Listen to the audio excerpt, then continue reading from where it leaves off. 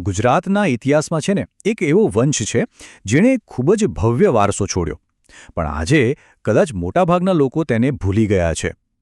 તો ચાલો આજે વાત કરીએ એ જ વાઘેલા વંશની.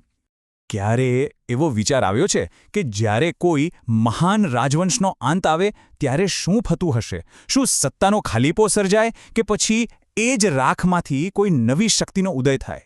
13મી સદીના ગુજરાતમાં કંઈક આવું જ થયું. જ્યારે સોલંકી વંશનો સૂરજ આથમવા લાગ્યો ત્યારે આ પ્રશ્નનો જવાબ મળ્યો.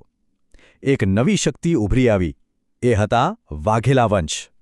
તો સવાલ એ છે કે કોણ હતા નવા શાસકો, ક્યાંથી આવ્યા હતા તેઓ, અને એમણે ગુજરાત પર પોતાની પકડ કેવી રીતે જમાવી? ચાલો જાણીએ. વાઘેલા વંશને સમજવા માટે પહેલા સોલંકીઓને જાણવા બહુ જરૂરી છે. સોલંકીઓ એટલે ગુજરાતના એ શક્તિશાળી શાસકો જેમનું રાજ હતું, પણ ઈસવીસન 1244 આવતા એમની મુખ્ય વંશાવલીનો અંત આવ્યો. અને બસ અહીંથી જ વાઘેલાઓની કહાણી શરૂ થાય છે. જુઓ, તેઓ કોઈ બહારથી નહોતા આવ્યા, પણ સોલંકીઓની જ એક શાખા હતા. એમનું નામ એમના પૂર્વજોના ગામ વ્યાઘ્રપલ્લી એટલે કે આજના વાઘેલ પરથી આવ્યું, એટલે જ તો તેઓ વાઘેલા સોલંકી તરીકે પણ ઓળખાયા. કોઈ પણ રાજવંશની કહાણી તેના શાસકો વગર અધૂરી છે. તો ચાલો આપણે વાઘેલા વંશના એ મુખ્ય રાજાઓને મળીએ જેમણે ઇતિહાસ પર પોતાની છાપ છોડી. આ વંશનો પાયો નાખ્યો તો ધોળકાના રાણા વિસલદેવે.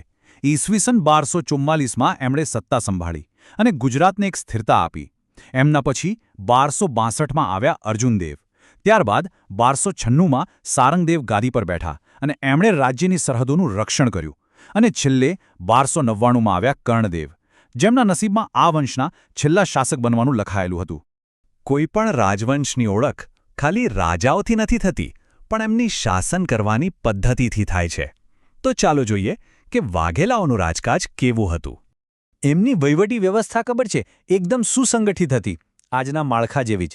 આખા રાજ્યને મંડળમાં વહેંચવામાં આવ્યું હતું, જેને આપણે સ્ટેટ કહી શકીએ. મંડળની નીચે આવતા વિષય એટલે કે આજના જિલ્લા, એનાથી પણ નાના એકમને કહેવાતું પંથક, જે તાલુકા જેવું હતું. અને સૌથી નીચે પાયાનો એકમ હતો ગામડું એટલે કે આપણું ગામ. અચ્છા, હવે આ વાત ખરેખર રસપ્રદ છે. જુઓ, મહેસૂલ અને ખર્ચના વિભાગો તો હોય એ તો સમજાય, પણ વિચાર તો કરો, એમની પાસે પાણીના વહેણ અને સિંચાઈ માટે પણ એક આખો અલગ વિભાગ હતો, જલપથકરણ. એટલું જ નહીં, હાથીઓના તબેલા માટે હસ્તિશાલાકરણ અને શાહી રસોડા માટે મહાનસ્કરણ જેવા ખાસ ડિપાર્ટમેન્ટ્સ પણ હતા. આના પરથી જ ખ્યાલ આવે કે એમનું શાસન કેટલું બારીકાઈથી અને વ્યવસ્થિત રીતે ચાલતું હશે.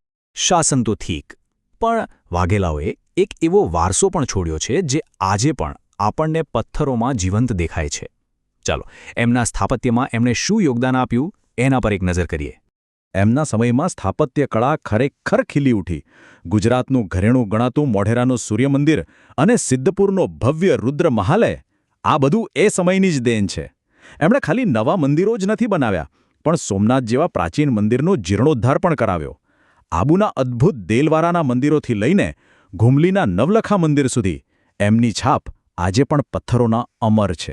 પણ શું એમનો વારસો ફક્ત મંદિરો અને ઇમારતો પૂરતો જ સીમિત છે, કે પછી તે આજે પણ કોઈ બીજા સ્વરૂપે જીવંત છે? પથ્થરો અને મંદિરોથી પણ ઘણું આગળ. એમનો વારસો એક એવી અનોખી કળામાં આજે પણ ધબકે છે, જે કળા આજે ગુજરાતની ઓળખ બની ગઈ છે. આ છે પાટણના પ્રખ્યાત પટોળા. આ સદીઓ જૂની હસ્તકલા વાઘેલા યુગમાં જ એની ચરમસીમાએ પહોંચી. એની જટિલ ડિઝાઇન અને એના રંગો આજે પણ દુનિયાભરના કળાના શોખીનોને મંત્રમુગ્ધ કરી દે છે. વર્ષ 2013. આ વર્ષ વાઘેલાઓના વારસા માટે એક બહુ જ મોટું સીમાચિહ્ન સાબિત થયું. આ એ જ વર્ષ છે જ્યારે પટોળા સાડીને ભૌગોલિક સંકેત એટલે કે જીઆઈ ટેગ મળ્યો. આ ટેગ એના અનોખા વારસાને એક સત્તાવાર રક્ષણ આપે છે. વિચાર તો કરો, 13મી સદીના રાજવંશ અને 21મી સદીની વૈશ્વિક ઓળખ વચ્ચેનું કેવું અદ્ભુત જોડાણ છે. આ બધું આપણને વિચારવા પર મજબૂર કરે છે કે 13મી સદીના એક રાજ્યનો કેટલો બધો હિસ્સો આજે પણ આપણી આસપાસની દુનિયામાં જીવંત છે, નહીં? વાઘેલા વંશની આ વાર્તા એ જ બતાવે છે કે ઇતિહાસ ફક્ત પુસ્તકોમાં નથી હોતો, એ મંદિરોના પથ્થરોમાં, વહીવટી તંત્રના પાયામાં અને સાડીના તાણાવાણામાં પણ જીવતો હોય છે.